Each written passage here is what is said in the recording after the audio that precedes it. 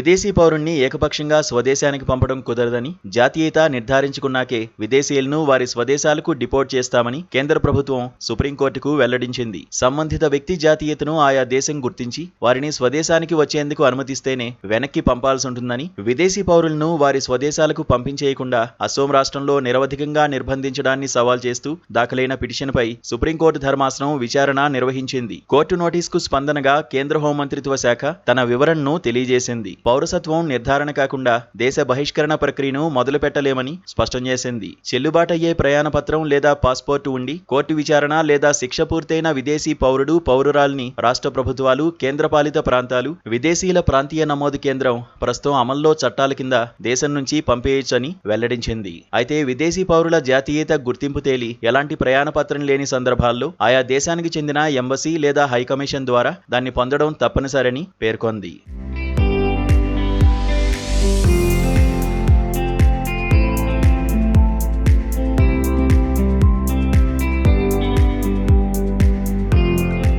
విదేశీ సహకారంతోనే ఒక వ్యక్తి దేశ బహిష్కరణ సాధ్యపడుతుందని కేంద్ర ప్రభుత్వం స్పష్టం చేసింది. అప్పటి వరకు వారు జాతీయ భద్రత దృష్ట్యా వారి కదలికలను నియంత్రించడం మినహా మరో మార్గం లేదని తేల్చి చెప్పింది. మరోవైపు గతేడాది నుంచి ఇప్పటి వరకు అమెరికా మొత్తం 4840 మంది భారతీయులను వెనక్కి పంపించిందని ఇటీవల విదేశాంగ శాఖ వెల్లడించింది. రష్యా సైన్యంలో ఇంకా సుమారు 24 మంది భారతీయులు పనిచేస్తున్నట్లు గుర్తించామని, వారిని తీసుకువచ్చేందుకు ప్రయత్నాలు చేస్తున్నామని కేంద్ర ప్రభుత్వం తెలిపింది. ప్రభుత్వ ప్రయత్నాల ఫలితంగా ఇప్పటి వరకు 139 మందిని వెనక్కి తీసుకువచ్చామని, మరో 24 మంది ఇంకా అక్కడే ఉన్నారని పేర్కొంది.